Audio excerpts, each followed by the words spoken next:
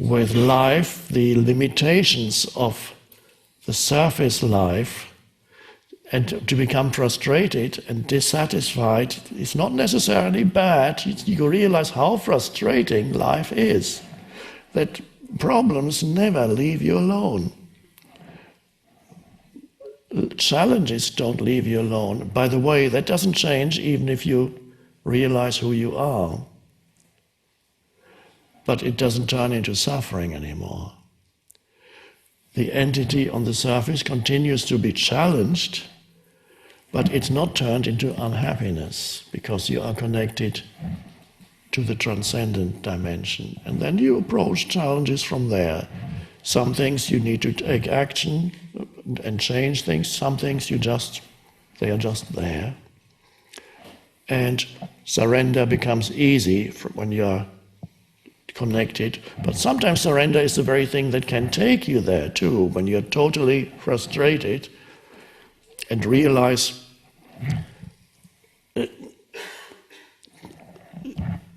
that what you perceive as the causes of your unhappiness changes from year to year, but the fact of the dissatisfaction with life seems to remain. And there's always other explanations for it in the mind. Now I'm not unhappy because of that. Now I'm not happy because I'm not married. I need to find my life partner. I'm so unhappy because I haven't found him or her. Then you get married, then you want to get out. Now you can't stand him or her anymore. It's just, everything he or she does irritates me. Why?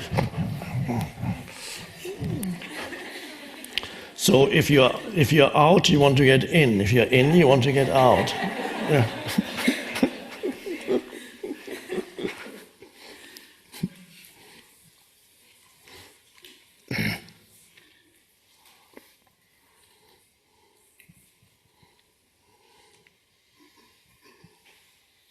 So it's the disentanglement of consciousness from form. That is the awakening.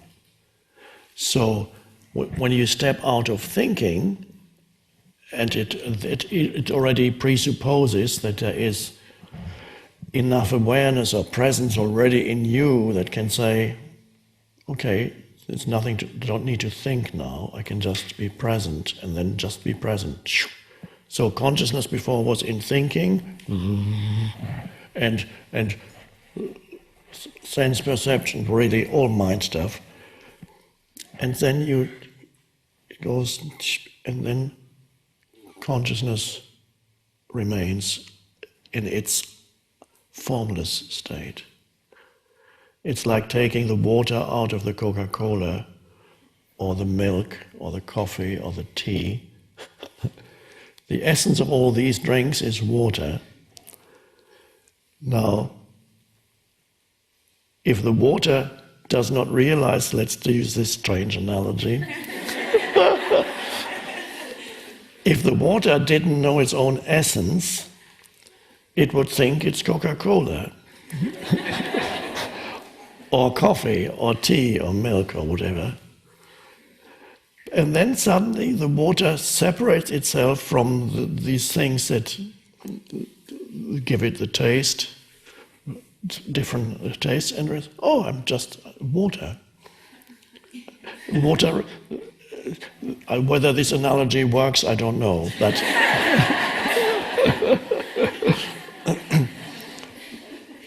they are just little hints, little pointers. They're not explanations, they're just little hints. Oh, so in the same way, consciousness is always identified with this, that, or the other. It takes form. The form is no other than the consciousness, in the same way that the ripple on the surface of the Pacific Ocean, or any other body of water, the ripple on the surface of the Pacific Ocean might have, if it developed an egoic identity, it would think of itself as a ripple and as a separate entity that exists on the surface, surrounded by billions of other ripples. And then the ripple would give itself a name. John the Ripple.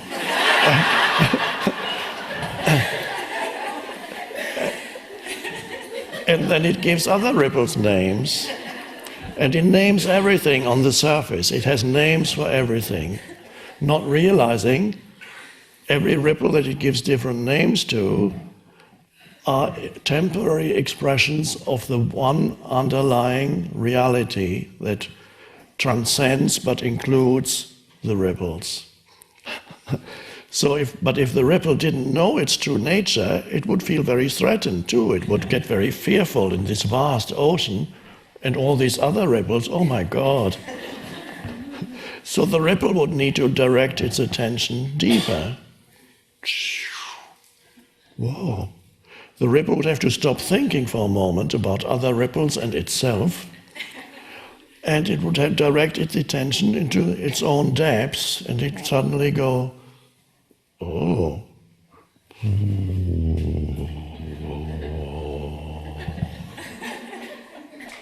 Whoa. And then the ripple looks around on the surface of the ocean in a completely different way. It actually enjoys the multiplicity of ripples because it's all reflections of who I am. Whoa. And continuously in the background, it senses the vastness. Maybe that's where Om comes from.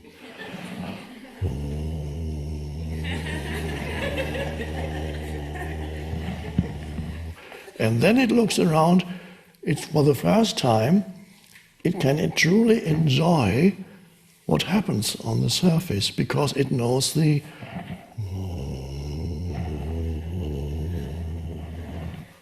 and it feels good. There's the good. It is found, and even if things look dreadful, these two ripples clash and eliminate each other. And you say, oh, that's so sad. But you can still feel the underlying.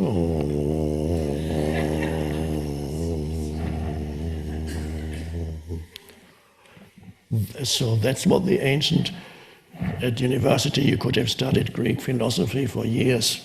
They could not have told you this. This is the meaning of the good that Socrates discussed.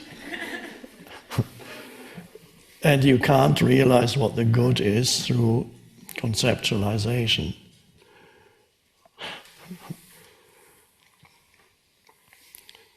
So when you lose yourself again on the surface, remember, even just remembering one of these analogies or visualizations that I gave, whether it's the sphere and the center of the sphere, or whether it's the ocean and the ripple, discovering its own nature and the vastness.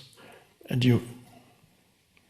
the vastness of the ocean, which is, the Pacific Ocean is vast. I mean, you can fly from here and on a jet plane and not see land for another 10 hours. So it's vast, but it's nothing compared to the vastness of who you are as life. Then the ocean itself is a ripple within that.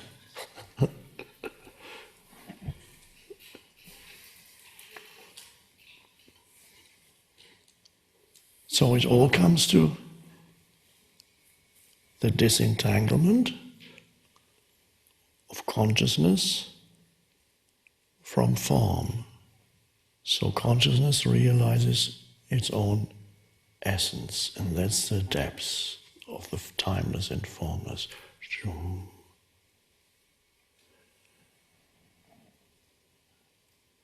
And then you live as a being that knows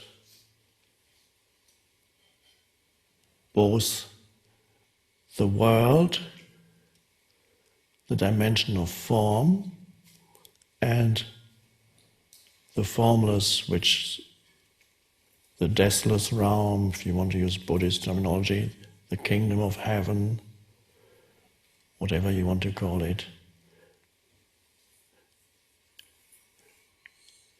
The two dimensions, you become an expression of the transcendent in the world of form.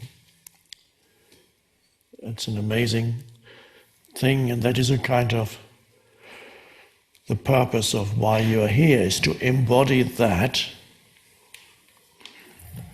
No matter where you can embody it, it doesn't really matter where you are or what your function in the world of form is. You can embody it in a simple life and a simple activity, or in some complex thing, it doesn't matter. The what you do all becomes secondary. The state of consciousness behind it is primary.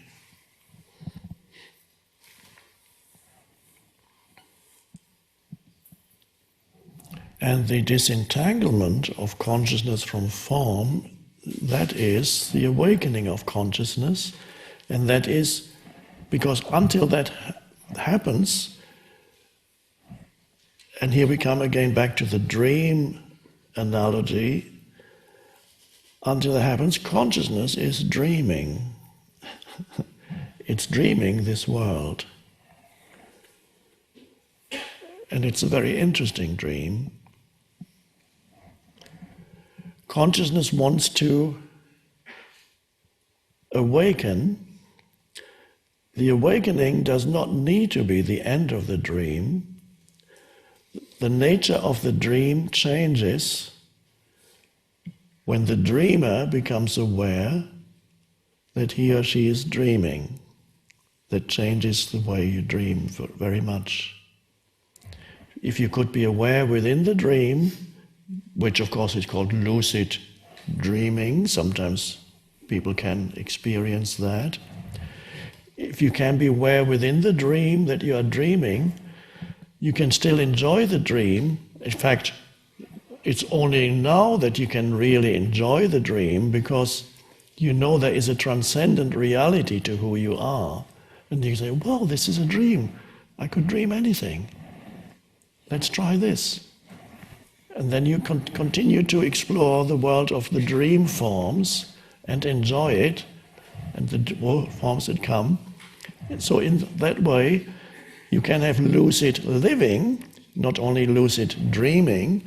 You can have lucid living when you realize the dream-like nature of every experience, which passes very quickly, what Buddhists call the impermanence of all phenomena. Like a dream, it evaporates. You enjoy the dream-like nature of life, and that is why do you enjoy it? Because you are not totally entangled in it anymore. There is the transcendence there, but you are awake within the dream. Then you create much more pleasant dreams for yourself and so-called others, which are not others ultimately. And you can enjoy life and the experiences that it brings, and you contribute something to the dream that is actually makes it into something much more pleasant. The nightmare tends to subside. It's not really nightmares. The more you are entangled in the dream, the more likely you are to experience nightmares.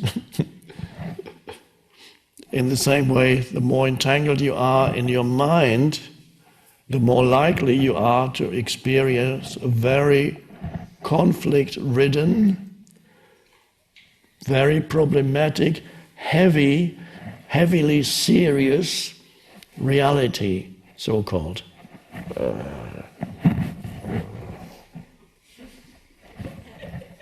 And then you look at what's the next bad thing that's going to happen. And invariably it does.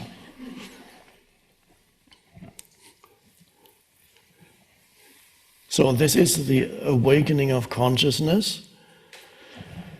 And the world then, the as you gradually awakens, I cannot tell you how long it takes for the whole of humanity to awaken. I have no idea.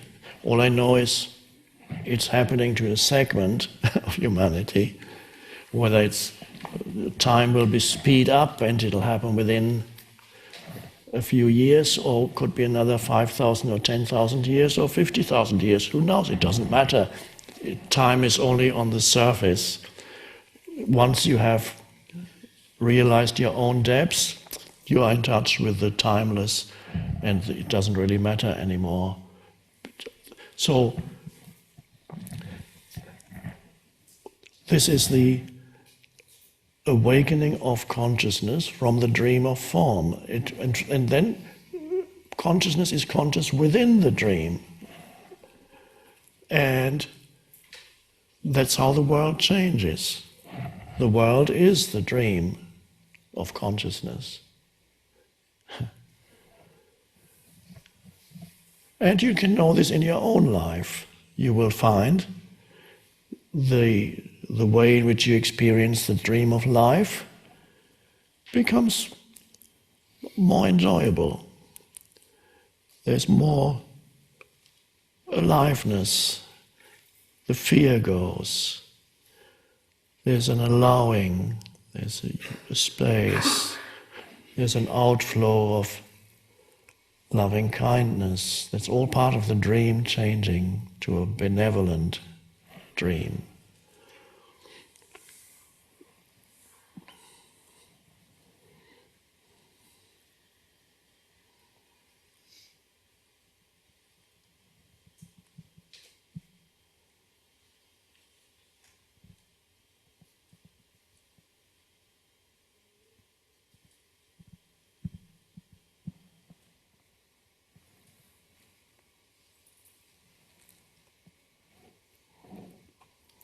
Now I'm dreaming of a glass of water.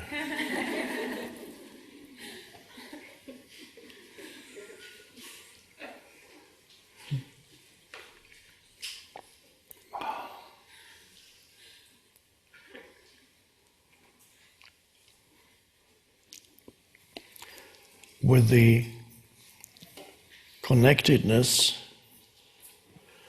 with the one life, the stillness, the inner space, comes the ability to enjoy all the things that before you would have overlooked completely, because the deluded egoic mind was always looking for some big things to satisfy me, and it ignores all the little things that fill up your everyday reality.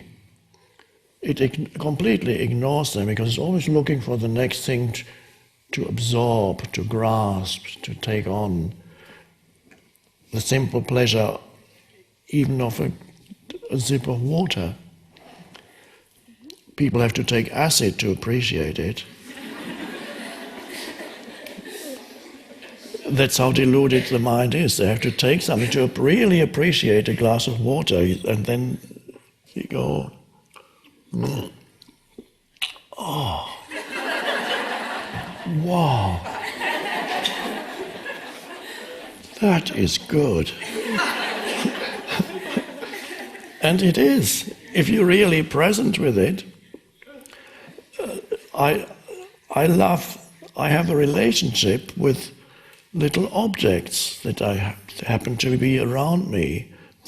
I sometimes pick up an object and for a moment appreciate its beingness. It could be a pen, whatever. It could be a toothpaste tube or any little object. For a moment, you appreciate it's pleasant to hold. It's there, or if you use it and it perhaps makes a noise, a brush or whatever it is, or a piece of paper, you pick it up, a book, you open it, you hear the noise it makes, it has a presence. It's all simply giving attention to little an unremarkable tree outside your window.